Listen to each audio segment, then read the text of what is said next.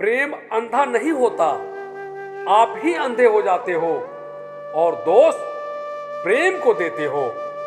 महात्मा बुद्ध।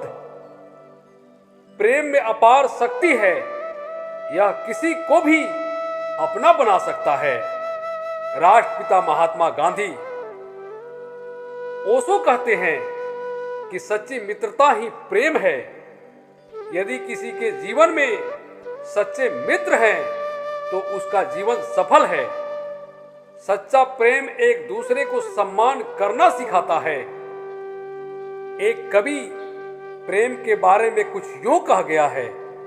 कवि कहता है कौन वो जिनका ख्याल आते ही मेरा मन बहक जाता है कौन वो जो नजर आए बिना मुझ संग लम्हे बिताते हैं, है कौन वो जो नजदीक आए बिना मुझ में महक जाते हैं, है कौन वो जो ख्वाबों में आते हैं, ख्यालों में आते हैं, है प्रेम वो जिनका ख्याल आते ही मेरा मन बहक जाता है प्रेम वो जिनका ख्याल आते ही मेरा मन बहक जाता है। प्रेम किसी भी परिभाषा में न बांधे जाने वाला एक शाश्वत एहसास है। यह अर्पण, समर्पण और त्याग का दूसरा नाम है। प्रेम का रूप बहुत विराट है। यह हर स्थान पर विभिन्न रूपों में पाया जाता है। कहीं यह माता पिता संग बच्चों के बीच, कहीं पति पत्नी, तो कहीं प्रेमी प्रेमिका के बीच, तो कहीं भाई बहन, तो कहीं मित्रों के बीच। इसके साथ साथ प्रेम सर्वत्र किसी न किसी रूप में दिखाई पड़ता है। हर स्थान पर इसका एहसास व स्वरूप अलग अलग होता है। प्रेम असंभव को भी संभव में परिवर्तित करने वाला एक ताकत है जिसमें अपार शक्ति है। शक्ति, प्रेम की शक्ति। शक्ति की बात आ ही गई तो स्वतंत्रता आंदोलन के समय का एक प्रसंग याद आया। बात उन दिनों की है। हिंदुस्तान सोशलिस्ट रिपब्लिक एसोसिएशन स्वतंत्रता आंदोलन के समय की क्रांतिकारियों की पार्टी, जिन्हें सशस्त्र सेना पर भरोसा था। एक दिन पार्टी के अगुवा, दल के सबसे सीनियर चंद्रशेखर आजाद पार्टी दफ्तर में आए तो देखा कि दीवार पर एक सुंदर लड़की का पोस्टर लगा है। पंडित जी ने थोड़ा असहजता महसूस की। उन्होंने सबको तलब किया तो पता चला कि ये कारनामा राजगुरु का है। पंडित जी नाराज हो गए। कहने लगे, ऐसे आएगी क्रांति, ऐसे आजाद हो पाएगा देश, और पोस्टर को फाड़ दिया। पर राजगुरु तो ठहरे राजगुरु, एकदम मस्त मौला, हसोर, दिलेर। कहने लगे, पंडित जी आपको सुंदर चीजों से दिक्कत क्यों है और फिर हम ही को क्यों रोका जाता? उधर भगत सिंह को कोई कुछ नहीं बोलता। सारा दिन कॉलेज में लड़कियां उसके पीछे पड़ी रहती है, उसकी मोहब्बत में पागल हुए जाती है, पर उसे कोई टोकता नहीं। फिर क्या था? भगत सिंह भी बुलाए गए। पंडित जी ने भगत सिंह से पूछा, क्यों भाई, आजादी के लिए सीरियस हो कि नहीं हो? ऐसे आएगी आजादी मोहब्बत करके? फिर भगत सिंह ने जो कहा वो सुनने लायक है, ग्रहण करने लायक है और जीने लायक है। भगत बोले, पंडित जी मैं मोहब्बत करता हूं या नहीं करता ये तो बात की बात है, पर मोहब्बत में गलत क्या है? उन्होंने इटली के महान क्रांतिकारी मेजनी का उदाहरण दिया, जिन्हें सावरकर, लाला लाजपत राय, सुभाष चंद्र बोस और भारतीय स्वतंत्रता आंदोलन के कई नेता भी अपना आदर्श मानते थे।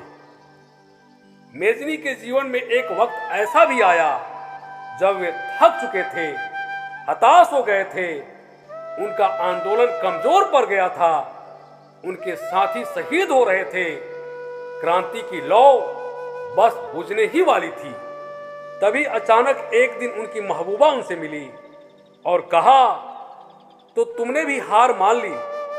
अरे यार, तुम ही तो थे जिसे देखकर मैं लोगों से कहती थी, ये मेरा मेजनी, ये लाएगा एक दिन क्रांति। तुम ही पर तो गर्व करती थी, अब कौन लाएगा क्रांति? अब किस पर भरोसा करूं? अब किस पर नाज करूं? अब किस पर इतराऊं? मेजनी को बहुत धक्का लगा। महबूबा की बात मेजनी के दिल पर गहरा असर छोड़ गया। वो उठे, फिर से साथी इकट्ठा किए, इनकलाब का बिगुल फूंका और अपने देश को आजाद कराकर ही दम लिया। ये है मोहब्बत की ताकत, जो मरे को भी जिंदा कर दे, उसमें जान फूंक देती है। फिर भगत ने कहा, पंडित जी, इस जिंदगी में तो बस आजादी से ही इश्क होगा। अगला जन्म मिला तो बस एक ही काम करूंगा, सारी उम्र महबूब की बाहों में गुजार देंगे। प्रेम की ऐसी अनेकों कहानियां इतिहास में भरे पड़े हैं, जिसने मानवता और इंसानियत को सबों से ऊपर रखा है और जिंदा रखा है। प्रेम हमेशा ऊपर उठाने की बात करती है, न कि नीचे गिराने की। जहां नीचे गिराने की बात हो, वह प्रेम नहीं हो सकता। सच्चा प्रेम खुशी बांटने जैसा ही है। यह बदले में कुछ नहीं मांगता और न ही किसी चीज की उम्मीद करता है। यह एक दूसरे के प्रति सहयोगी दृष्टिकोण पर बल देता है, एक दूसरे के लिए सब कुछ त्याग करने की बात करता है। अगर किसी के द्वारा किसी का प्रेम प्रस्ताव ठुकरा दिया जाता है, तो वह बदला लेने की बात सोचने लगता है।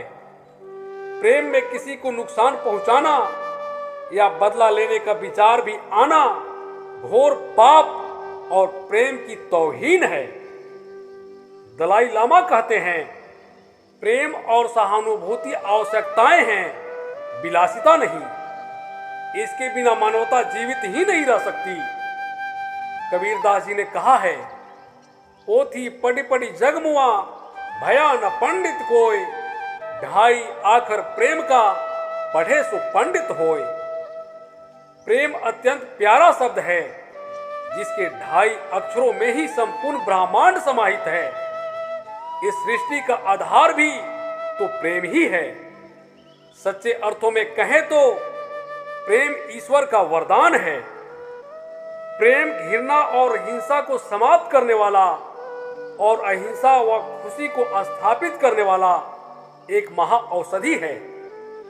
प्रेमपूर्ण व्यवहार से किसी का भी दिल जीता जा सकता है और खुशियों के साथ वास्तविक स्वरूप का अनुभव किया जा सकता है और इस धरती पर ही स्वर्ग का आनंद उठाया जा सकता है।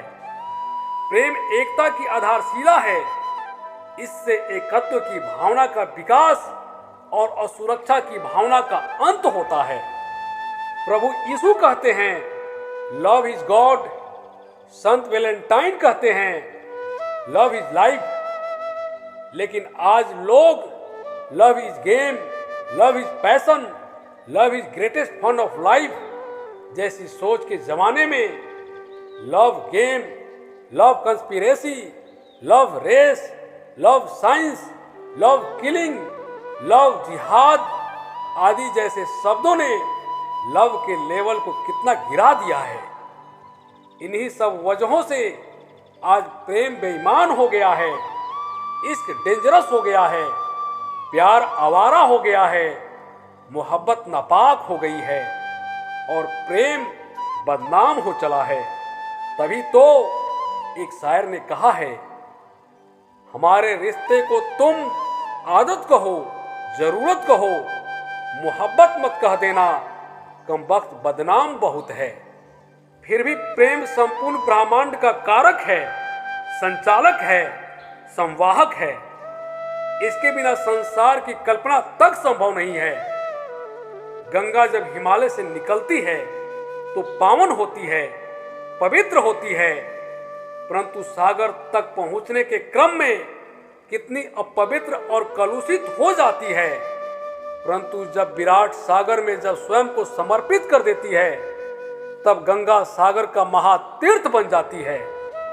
वैसे ही प्रेम जीवन का उत्सव है, महापर्व है।